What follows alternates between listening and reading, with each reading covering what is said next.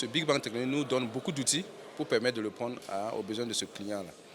Et à travers tous ces nouveaux outils qu'on connaît, que ce soit le machine learning, qui sont des outils qui permettent d'apprendre sur les données des clients.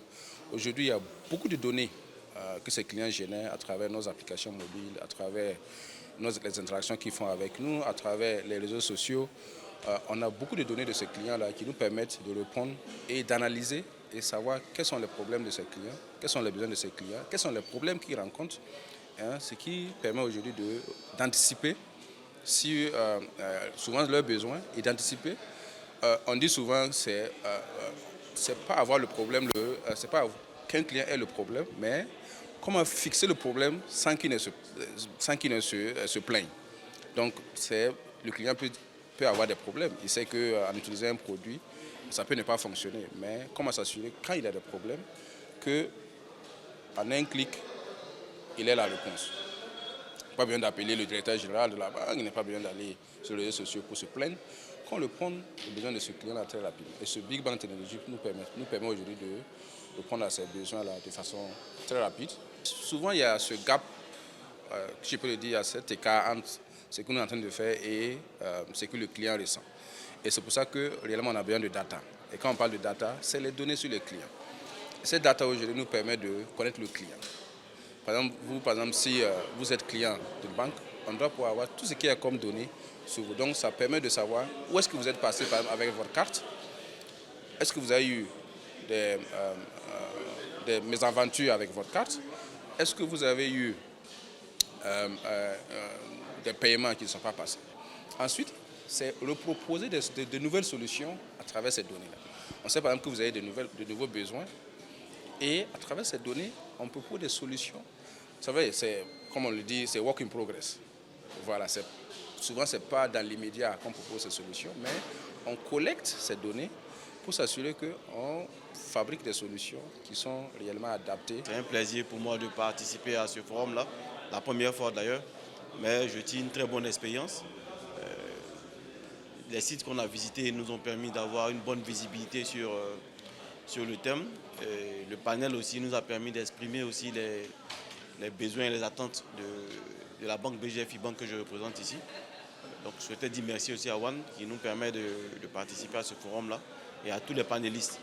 Donc on tire vraiment une très grande expérience, on retourne avec de bonnes informations et qui nous permettront d'affiner notre stratégie, de tisser aussi des partenariats avec d'autres prestataires, d'autres représentants ici.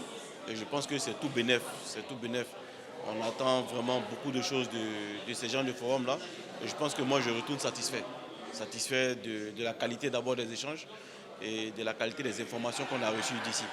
Donc c'est vraiment tout un plaisir. Et merci aux organisateurs et vivement qu'ils essaient d'organiser ces genres de choses-là et qu'ils invitent encore plus d'acteurs. Et si j'ai une proposition peut-être à leur faire, c'est qu'on est dans un milieu, on parle de la banque, qui est un milieu qui est fortement réglementé. Et donc, il serait bon de penser à faire venir le régulateur. Parce que tout ce qu'on fait aussi, c'est régulé. Donc, d'avoir cette troisième partie-là, que ce soit le régulateur Afrique centrale ou Afrique de l'Ouest, qu'on fasse participer le régulateur pour qu'il puisse aussi donner son avis dans tout ce qu'on décide là. Et ce serait une bonne chose. En tout cas, félicitations à tout le monde et vivement qu'on soit l'année prochaine.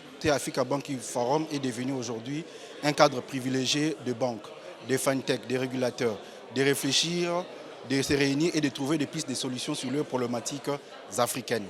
Il matérialise ainsi la volonté des Africains de prendre leurs responsabilités, leur destin en main, en créant la synergie autour des échanges sur la banque de demain, les défis et perspectives.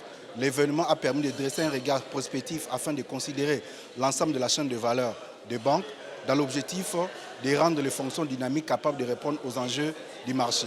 Au-delà de cet aspect, l'événement devient une place de choix de faire le B2B, B2C avec les acteurs africains conscients de leur capacité à créer de la valeur et à contribuer à l'émergence des économies africaines grâce à l'inclusion financière, la compétitivité des acteurs privés nationaux ainsi que l'amélioration de l'expérience client, gage de réussite et d'avantages concurrentiels. Il existe toujours cette coopération entre la banque et les télécoms grâce à leur agilité, expertise et flexibilité en matière de gouvernance et d'organisation, les FinTech Télécom développent des produits à valeur ajoutée et raflent de parts des marchés aux banques.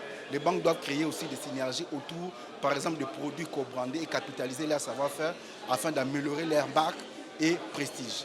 L'idée en arrière-plan est de construire une stratégie omnicanale pour les clients afin de faire les interactions entre les banques et les clients. Donc, en dernier lieu, les banques doivent assurer l'équilibre entre l'innovation, sécurité, afin de poursuivre les caps vers la digitalisation.